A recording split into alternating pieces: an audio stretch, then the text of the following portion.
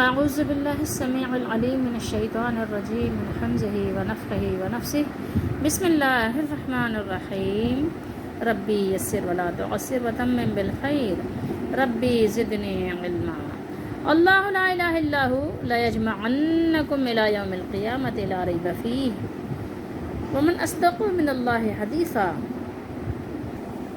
فما لکم فی المنافقین فئتین واللہ ارکسہم بما کسبوا اتریدون ان تہدوا من اضل اللہ ومن یضلل اللہ فلن تجد لہ سبیلا۔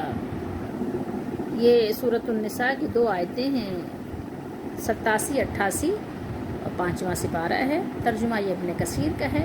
اللہ کے سوا کوئی معبود برحق نہیں، اللہ کے سوا کوئی معبود، کوئی الہ، کوئی مالک ہے ہی نہیں۔ وہ ضرور تمہیں قیامت کے دن اکٹھا کرے گا۔ لیجمعنکم، ضرور بے ضرور تم کو وہ جمع کرے گا، الی یوم القیامت، قیامت کے دن جس کے آنے میں کوئی شک نہیں، لا ریبہ، کوئی شک نہیں، فی، جس میں، ٹھیک ہے۔ ومن اصدق من اللہ حدیثا، اور بات کہنے میں سچائی کے لحاظ سے سب سے زیادہ سچا کون ہے؟ سب سے زیادہ سچا کون ہے؟ اصدق کون ہے؟ اصدق من اللہ حدیثا، سب سے زیادہ سچی بات اللہ کی ہے۔ اللہ تعالیٰ سے بات کرنے میں سب سے زیادہ، اللہ سے زیادہ سچا کون ہو سکتا ہے؟ کون سچا ہے؟ کوئی بھی نہیں۔ اللہ کے نبی صلی اللہ علیہ وسلم نے ارشاد فرمایا اور بہت خوب فرمایا، اللہ حق ہے، اللہ سچا ہے، اللہ کی جنت سچی ہے، اللہ کا عذاب سچا ہے۔ یعنی بڑے خوبصورت انداز میں اللہ کے نبی صلی اللہ علیہ وسلم نے تعریف بیان فرمائی۔ پھر تمہیں کیا ہوا ہے؟ کیا ہو گیا بھائی؟ تم لوگوں کو کیا ہو گیا کہ منافقوں کے بارے میں 2 گروہوں میں بٹ گئے؟ تم منافقوں کے بارے میں 2 گروہوں میں بٹ گئے ہو، حالانکہ اللہ نے ان کے اعمال کی وجہ سے انہیں الٹا کر دیا ہے، ان کو اوندھا دیا ہے، پلٹ دیا ہے۔ کیا تم چاہتے ہو کہ ان لوگوں کو ہدایت دو جنہیں اللہ نے گمراہ کیا ہو؟ اور جسے اللہ گمراہ کرے پھر اس کے لیے آپ ہرگز کوئی راستہ نہیں پائیں گے، ہرگز کوئی فلن تجد لہ سبیلا۔ کیا خوبصورت انداز ہے تعلیم کا! اللہ تعالیٰ نے کتنے خوبصورت انداز میں اپنے بندوں کو تعلیم دی، علم دیا، سکھایا۔ کیسے سکھایا؟ اپنے نبی علیہ السلام کے ذریعے اور وسیلے سے سکھایا۔ دیکھیے پچھلے آیت میں ہم نے آخری جو صیغہ پڑھا تھا وہ کیا پڑھا تھا؟ یہ پڑھا تھا کہ ان اللہ کان علی کل شیء حسیبا۔ تو آپ دیکھیے کہ اللہ نے یہاں فرمایا کہ اللہ ہر چیز کا حساب لینے والا ہے، اللہ ہر چیز کا حساب لینے والے ہیں، جن میں انسان اور اسلامی حقوق، سلام، کلام، دعا، سب کچھ یعنی آپ کہیے کہ داخل ہے، ٹھیک ہے۔ تو اللہ تعالیٰ ان کا حساب بھی لیں گے۔ اب اس کے بعد اللہ تعالیٰ نے یہاں ارشاد فرمایا کہ اللہ کے سوا کوئی الہ نہیں ہے، اور یاد رکھیے کہ اللہ تعالیٰ سب کو جو ہے وہ جمع کریں گے قیامت کے دن۔ یہ سب کو یاد رکھنے کی بات ہے۔ تو مجھے اور آپ کو کیا کرنا چاہیے کہ جو کام میں اور آپ کریں اللہ کی عبادت کی نیت سے کریں، ٹھیک ہے۔ وہ تم کو قیامت کے روز جمع فرمائے گا، اللہ نے ہم سب کو جمع فرمائیں گے اللہ تعالیٰ، جس میں کوئی شک ہی نہیں ہے۔ اس روز سب کے بدلے اللہ تعالیٰ عطا کریں گے، اس روز سب کو اللہ تعالیٰ جزا دیں گے، اور جزا جیسی بھی ہو، ٹھیک ہے، اجرت جیسی بھی ہو، جیسی یعنی آپ نے اپنی کرنی کی تھی، جیسے آپ کے کرتوت تھے ویسے ہی آپ کا بدلہ ہوگا، کیونکہ اللہ کے دربار میں تو کسی قسم کے ناانصافی کا تصور بھی محال ہے، ممکن ہی نہیں ہے۔ تو جو آپ نے کیا تھا، تم جو نیکی آج کرو گے اس کا صلہ کل پاؤ گے، جیسے پیڑ لگاؤ گے ویسے ہی پھل پاؤ گے۔ تو اسی یعنی قانون کے تحت آپ کو اللہ تعالیٰ بدلہ دیں گے، آپ کا حساب لیں گے۔ تو قیامت کا وعدہ اور جزا و سزا کی خبر سب حق ہے۔ یہ اللہ تعالیٰ نے جو بیان کیا سب حق ہے، اس میں کوئی شک کی گنجائش نہیں ہے۔ کیوں؟ ومن اصدق من اللہ حدیثا۔ آپ نے یہ آیت تلاوت کی، کیوں؟ کیونکہ اللہ کی دی ہوئی خبر ہے، اور اللہ سے بڑھ کر کس کی بات سچی ہو سکتی ہے؟ نہیں ہو سکتی۔ اللہ لا الہ الا ہو، اللہ وہ معبود برحق ہے کہ اس کے سوا کوئی بھی ناٹ اے سنگل ون، کوئی بھی عبادت کے لائق نہیں ہے، ہو ہی نہیں سکتا۔ اللہ تعالیٰ نے خبر دی ہے کہ تمام مخلوقات کے لیے صرف وہ واحد و یکتا تنہا وہی ایک معبود ہے، وہی ایک الہ ہے، وہی ایک مالک ہے۔ آپ غور کیجئے کہ کس شان سے اللہ تعالیٰ نے یہاں پر اپنی وحدانیت بیان فرمائی ہے اور یاد دہانی کروائی ہے۔ اور اللہ سے بڑھ کر بات کا سچا کون ہے؟ کوئی بھی نہیں ہے نا۔ تو کیا ہوا؟ استفہام کون سا ہوا؟ یہ سب سے زیادہ سچی بات کس کی ہے؟ اللہ کی ہے۔ اپنی بات، اپنی خبر اور اپنے وعدہ اور اپنے وعید میں اس سے بڑھ کر کوئی سچا نہیں ہو سکتا۔ سب سے زیادہ سچی بات اللہ کی بات ہے۔ اسی لیے رسول اللہ صلی اللہ علیہ وسلم کی باتوں کو آنکھ بند کر کے ماننے کا حکم ہے۔ کیوں؟ اس لیے کہ رسول اللہ صلی اللہ علیہ وآلہ وسلم جو خبریں دیتے ہیں وہ اللہ تعالیٰ کی طرف سے آئی ہوئی خبریں دیتے ہیں۔ تو سب سے زیادہ سچی بات کس کی ہے جو مانی جائے؟ وہ رسول اللہ صلی اللہ علیہ وسلم کی بات مانی جائے۔ کیوں مانی جائے؟ اس لیے کہ اللہ کا حکم ہے، اور اللہ سے زیادہ سچی بات کس کی ہو سکتی ہے؟ کسی کی بھی نہیں ہو سکتی۔ فما لکم فی المنافقین فئتین، فئتین یعنی دو گروہ آپ کہہ سکتے ہیں، یہ تثنیہ کا صیغہ ہے۔ تو احد سے واپس آنے کے بعد منافقوں کے بارے میں اختلاف کرتے ہوئے مومنوں نے جو دو قول اختیار کر لیے تھے، اللہ تعالیٰ نے اس سے منع فرمایا۔ اللہ تعالیٰ نے اس آیت کے سبب ایمان والوں کو نصیحت فرمائی، اور اس آیت مبارکہ کے شان نزول کے بارے میں اختلاف ہے۔ امام احمد نے حضرت زید بن ثابت رضی اللہ تعالیٰ عنہ کی روایت بیان کی ہے کہ رسول اللہ صلی اللہ علیہ وسلم جب جنگ احد کے لیے نکلے تھے، اس وقت آپ کے ساتھ نکلنے والوں میں سے کچھ لوگ واپس آ گئے تھے، تو ان کے بارے میں صحابہ کرام دو گروہوں میں تقسیم ہو گئے تھے۔ ایک گروہ کا کہنا تھا کہ ہمیں انہیں قتل کر دینا چاہیے، جبکہ دوسرے گروہ کی رائے یہ تھی کہ نہیں، انہیں قتل نہیں کرنا چاہیے۔ لہٰذا اس موقع پر اللہ تعالیٰ نے یہ آیت کریمہ نازل فرمائی، فما لکم فی المنافقین فئتین۔ تو کیا سبب ہے کہ منافقوں کے بارے میں تم دو گروہوں میں یعنی بٹ رہے ہو؟ پھر رسول اللہ صلی اللہ علیہ وسلم نے فرمایا، یہ شہر طیبہ ہے، انہا طیبہ، تو فرمایا کہ یہ شہر طیبہ ہے، یہ میل کچیل کو اسی طرح دور کر دیتا ہے جس طرح آگ چاندی کے میل کچیل کو دور کر دیتی ہے۔ اس حدیث کو یعنی امام احمد نے مسند احمد نے بھی، اور اس سے شیخین نے بھی، یعنی آپ کہیں کہ صحیحین بخاری و مسلم نے بھی روایت کیا ہے۔ اور اوفی نے حضرت ابن عباس رضی اللہ تعالیٰ عنہما سے روایت کیا ہے کہ یہ آیت کریمہ مکے کے کچھ لوگوں کے بارے میں نازل ہوئی جنہوں نے اسلام قبول کر لیا تھا، لیکن وہ مشرکوں کو غالب کرنا چاہتے تھے۔ وہ اپنی کسی ضرورت سے مکے سے نکلے تو اس وقت کہنے لگے کہ اگر اصحاب محمد صلی اللہ علیہ وسلم سے ہماری ملاقات ہو گئی تو کوئی حرج نہیں ہے۔ مومنوں کو جب ان کے بارے میں معلوم ہوا کہ یہ مکے سے روانہ ہو چکے ہیں، چنانچہ ان میں سے ایک جماعت یہ کہنے لگی کہ ان نامرادوں کے پیچھے جاؤ اور انہیں قتل کر دو، یہ تمہارے دشمن کو غالب کرنا چاہتے ہیں۔ مومنوں کی ایک دوسری جماعت نے کہا کہ سبحان اللہ، کیا تم ایسے لوگوں کو قتل کرنا چاہتے ہو جو تمہاری ہی طرح مسلمان ہیں؟ محض اس وجہ سے قتل کرنا چاہتے ہو کہ انہوں نے ہجرت نہیں کی اور اپنے گھروں کو نہیں چھوڑا، اور اس وجہ سے تم ان کے خونوں اور مالوں کو حلال سمجھنے لگے ہو؟ تو اس طرح مسلمان دو جماعتوں میں تقسیم ہو گئے، حالانکہ رسول اللہ صلی اللہ علیہ وسلم بھی ان کے مابین موجود تھے، ان کے درمیان موجود تھے۔ آپ صلی اللہ علیہ وآلہ وسلم نے ابھی تک ان میں سے کسی کو کسی بات سے روکا بھی نہیں تھا۔ تب اسی موقع پر اللہ تعالیٰ نے اس آیت کریمہ کو نازل فرمایا، فما لکم فی المنافقین فئتین۔ تو کیا سبب ہے کہ تم منافقوں کے بارے میں دو گروہ ہو رہے ہو؟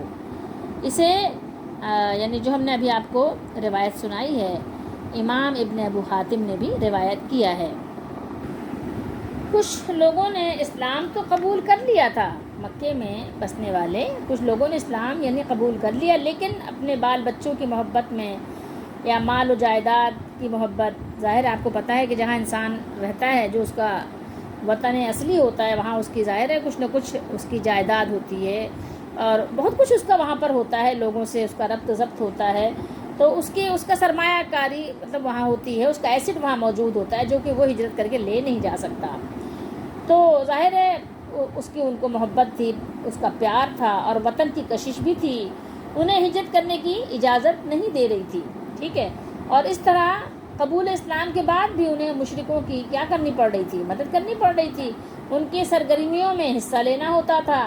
اور بعض جو بیچارے ہجرت کر کے مدینہ شریف آ بھی جاتے، لیکن وہاں کا نظام حیات، اخلاقی پابندیاں، بہت ساری پابندیاں تھیں مدینہ میں، ظاہر ہے آپ نے کسی کو مارنا نہیں ہے، کسی کی دل آزاری نہیں کرنی ہے اور حلال کھانا ہے وغیرہ وغیرہ، تو یہ سب پابندیاں بھی تھیں، اور ان پر دشمن کے حملوں کا خطرہ بھی ہر وقت لاحق تھا، اور وہاں انہیں قیام نہ کرنے دینے پر یعنی دشمن کا حملہ ظاہر ہے کچھ نہ کچھ ان کو جزبز کر دیتا۔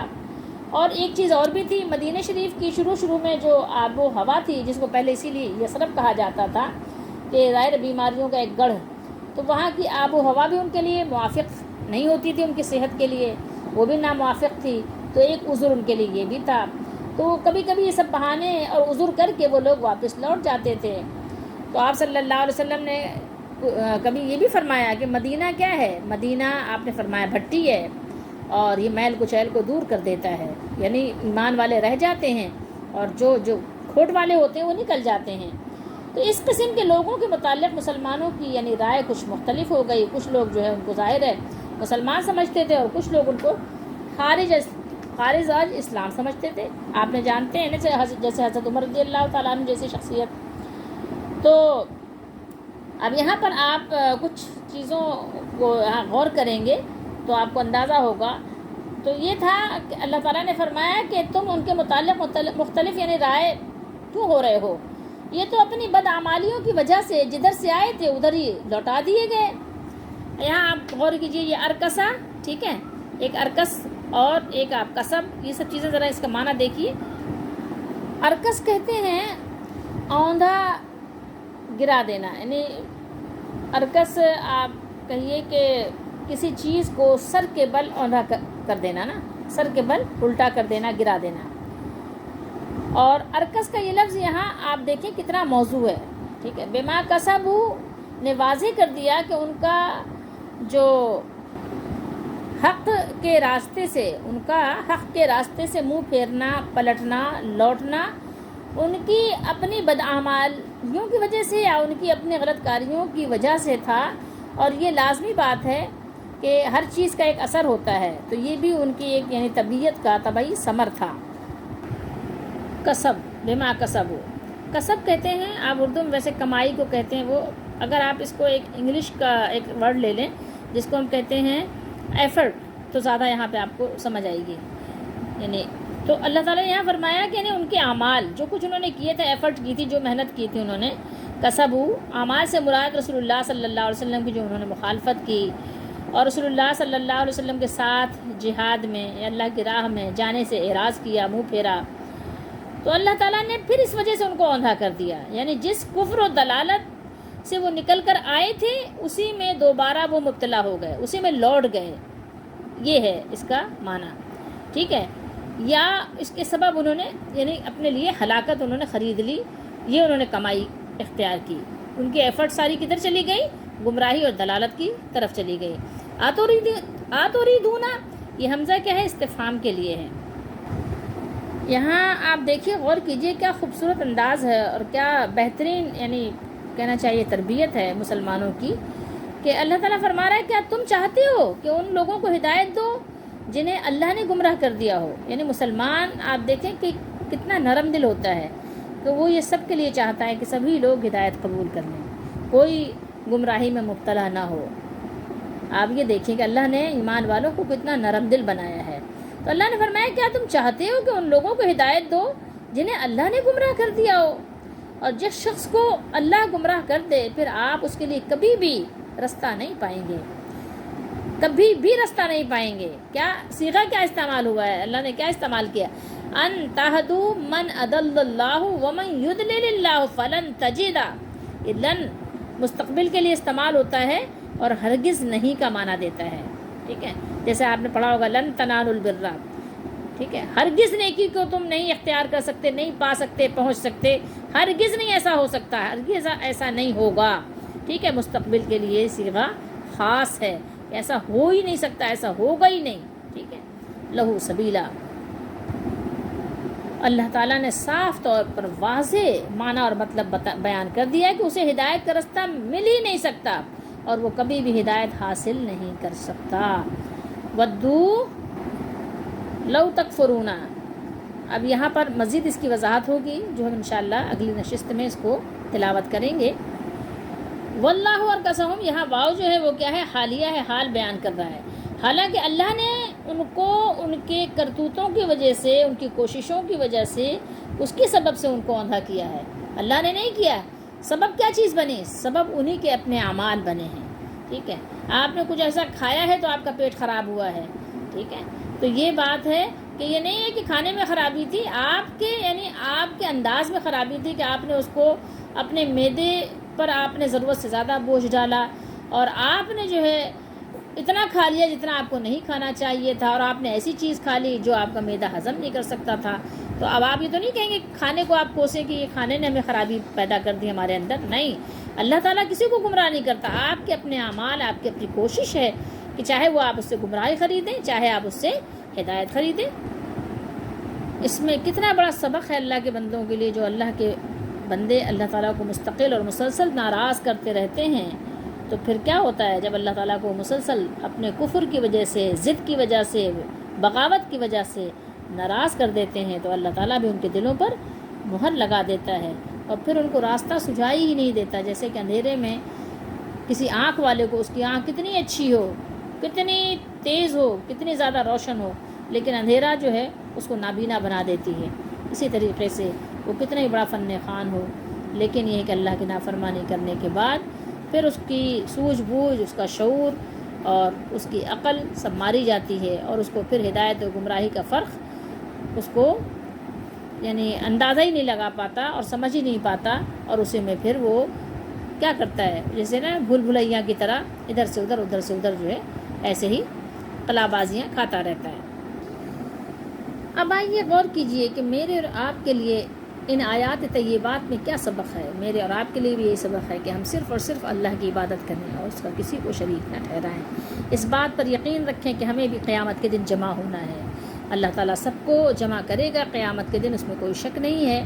تو اس میں ہم بھی شریک ہوں گے کہ ہمیں بھی قیامت کے دن اللہ کی بارگاہ میں، اللہ کے دربار میں جمع ہونا ہے، ٹھیک ہے؟ اور جب جمع ہونا ہے، اللہ کی عدالت میں حاضر ہونا ہے، تو لازمی بات ہے ہمارا محاسبہ بھی ہونا ہے۔ ہمیں اس کی فکر کرنی چاہیے اور اپنے عمل پر کیا کرنا چاہیے؟ محاسبہ بھی کرنا چاہیے، حساب کتاب بھی کرنا چاہیے، ٹھیک ہے؟ کبھی بیٹھ کر اس کے لیے بھی ٹائم نکالیں کہ قیامت کے بارے میں، اس دن اٹھنے کے بارے میں غور و فکر کریں۔ یہاں ہمیں سبق دیا گیا ہے، کیونکہ اللہ تعالیٰ کی ساری باتیں سچی ہیں اور اللہ سے زیادہ بات کی سچائی کسی اور کی نہیں ہو سکتی، کہ بے شک سب سے زیادہ سچی بات اللہ ہی کی ہے۔ اور منافقوں کے بارے میں بھی ہمیں کوئی شک نہیں کرنا چاہیے۔ جس کا نفاق ظاہر ہو تو ہمیں لازمی بات ہے کہ اس کو منافق ہی سمجھنا چاہیے، اس کے لیے پھر مومنوں کا سرٹیفکیٹ جاری نہیں کرنا چاہیے، ٹھیک ہے؟ کوئی مسئلہ ہے تو آپ زبان سے نہیں کہتے، نہ کہیے، لیکن جس کا نفاق ظاہر ہو وہ یقیناً منافق ہے، تو اس میں منافقت کے بارے میں شک کرنا پھر ظاہر ہے کہ یہ ایک عجیب سی بات ہے، تو اس میں شک نہیں کرنا چاہیے اور اس بات سے ڈرنا چاہیے کہ اللہ تعالیٰ آپ کو ایمان لانے کے بعد دوبارہ کفر میں لوٹا دے، پلٹا دے، اوندھا کر دے، ٹھیک ہے؟ کس وجہ سے؟ اگر آپ نے ایسے اعمال کیے، اپنے مالک کو ناراض کر دیا اور دنیا میں ہر وقت کھیل کود، تماشا، کھانا پانی، گھومنا پھرنا، شاپنگ، یہ وہ اسی میں لگے رہے، کیا ہوگا آپ کا؟ کیا بنے گا؟ ڈریے اس دن سے، ٹھیک ہے؟ اور ایسا ہرگز نہیں ہو سکتا کہ جس کو میں اور آپ چاہتے ہیں، پسند کرتے ہیں کہ جناب یہ ہمارے قاری صاحب ہیں، یہ ہمارے استاد صاحب ہیں، یہ ہمارے والد صاحب ہیں، یہ ہمارے پیر صاحب ہیں، یہ ہمارے مولانا صاحب ہیں، تو تو جناب یہ ہدایت یافتہ ہیں. نہیں، ہدایت یافتہ وہ ہے جس نے اللہ کو راضی کیا، جس کو اللہ نے ہدایت دی. جس نے اپنے آپ گمراہی خرید لی، غلط فتوے دیے، غلط باتیں لوگوں کو سکھائیں، تو لازمی بات ہے کہ وہ اللہ تعالیٰ کے راستے سے بہک گیا. اور جو اللہ کے راستے سے بہک گیا، جس پر اللہ نے مہر لگا دی، پوری دنیا بھی کوشش کرے تو پھر اس کو راہ راست پر نہیں لا سکتی. ٹھیک ہے، اس کے لیے بھی کوئی راستہ نہیں رہ جاتا. اللہ تعالیٰ ہم سب کو ہدایت دے. کوشش کیجئے کہ اپنے مالک کو ناراض نہ کیجئے، اپنے مالک کو راضی کیجئے. اس سے پہلے کہ موت کا وقت آئے، روزانہ اپنی موت کی تیاری کیجئے. روز ڈیلی اپنی تیاری کیجئے. روز ڈیلی اپنا نامہ اعمال کیا کیجئے؟ خیر سے، بھلائی سے اور اللہ کے کو راضی کرنے سے پر کیجئے. ٹھیک ہے، جو بلینکس ہیں ان کو فل کیجئے. کس سے؟ خیر و بھلائی کے ساتھ. اور جو اس میں سیاہی آ گئی ہے اس کو کیا کیجئے؟ اس کو وائٹ واش کیجئے. کیسے؟ توبہ کر کے، استغفار کر کے، نیکیاں کر کے، صدقہ کر کے، خیرات کر کے، صلہ رحمی کر کے، حسن سلوک کر کے. اس کو کیا کیجئے؟ اس کو دھو دیجئے. گندے کپڑے کو صابن سے دھو دیجئے. صابن کیا ہے؟ پانی کیا ہے؟ استغفار ہے. اللہ کو راضی کرنا ہے. تو اللہ تعالیٰ ہم سب کو توفیق دے، اللہ تعالیٰ ہم سب کو ہدایت دے، اور اللہ تعالیٰ ہماری دستگیری فرمائے. وما علینا الا البلاغ.